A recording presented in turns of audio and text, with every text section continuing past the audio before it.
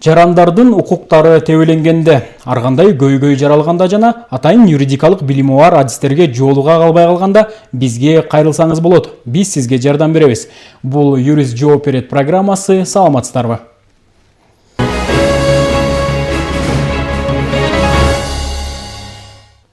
Бүгүнкү биздин эфирге юрист жана жактоочу Айтолду Эмилбек уулу келип биздин суроолорубузга жооп берет.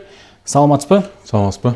Биз бүгүн биздин көрүүчүлөрдөн келген бир катар суроолорду сизге четинен берип баштайлы. Даярсызбы? Даярбыз.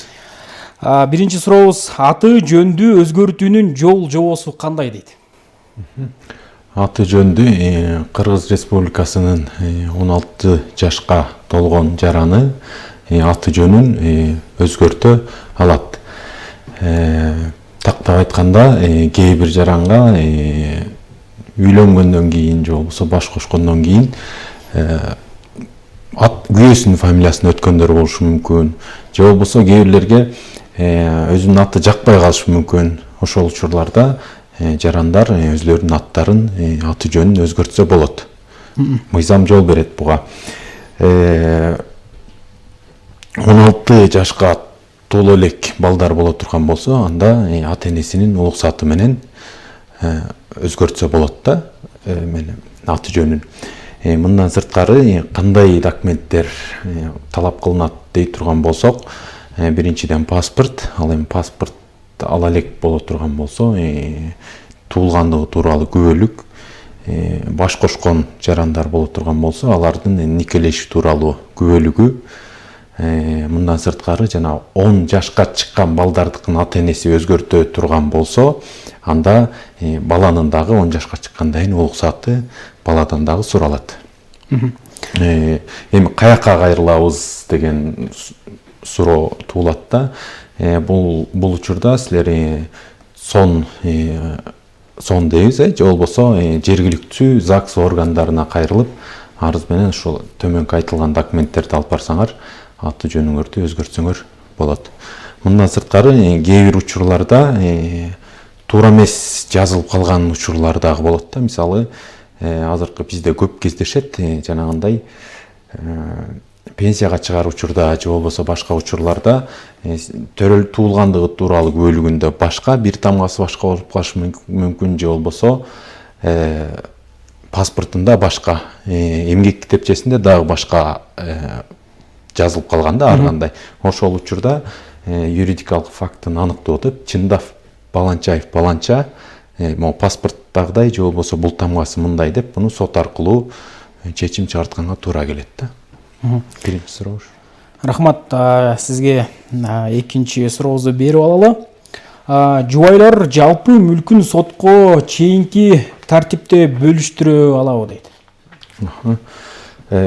Жубайлар баш кошкон күндөн тартып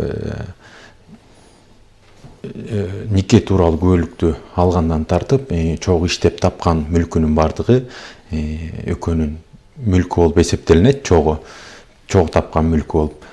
Бул мүлктү сотко чейин эле жубайлар өзлөрү бөлүп алса болот, сүйлөшүү аркылуу эле.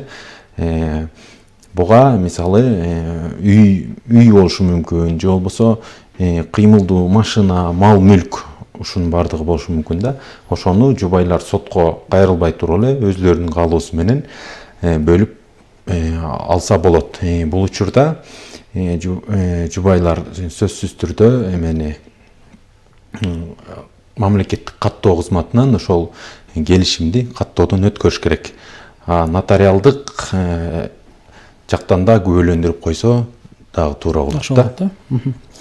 Рахмат, биз сизге үчүнчү сурообузду берип алалы. Азыркы учурда 2 батирим бар, бир батирди белекке берүү аркылуу балама өткөрүп берейин дегем дейт. Жол жобосун түшүндүрүп коесузбу деп биздин көрүүчү ушул суроону узаткан экен. Ооба, бизде Кыргыз Республикасынын жарандык кодексинде атайын белекке берүү же болбосо тартуулоо деп атайын ушундай көрсөтүлгөн, тартуулоо келишими деп. Бул тартуулоо келишиминде бир жаран өзүнүн өмүрүнүн акырына чейин дагы бир жаранга, ал баласы болобу же бардык эле жаранга тартуулоо келишими аркылуу өзүнүн мүлкүн бере алат. Же болбосо бергенге кийин берем деп милдеттеме алат өзүнөчү. Ошондой көрсөтүлгөн.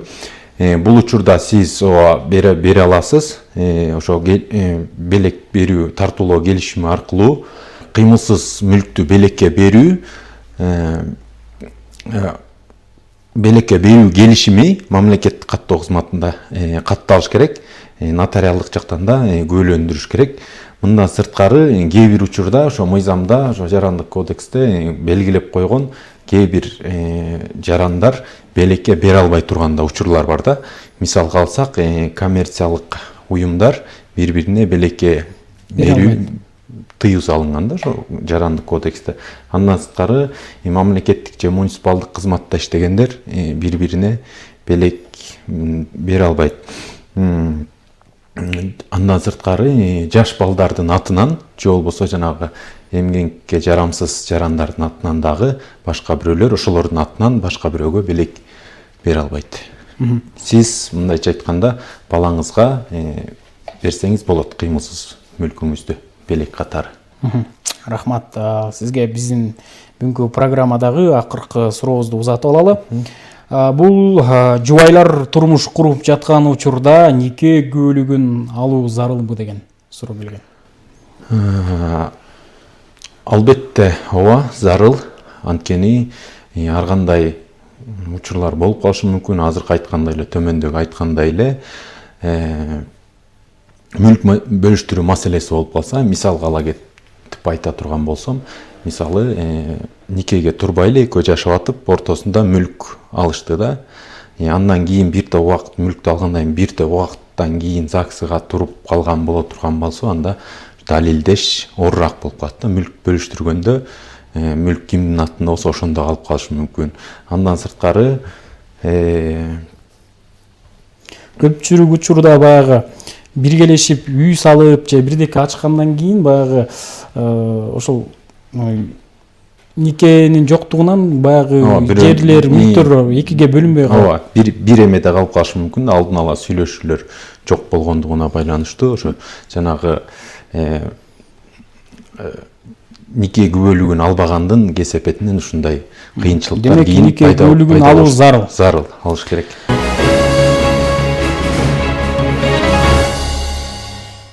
Рахмат, биз бүгүнкү бизге келген суроолорго толук жооп ала алдык деп ойлойм.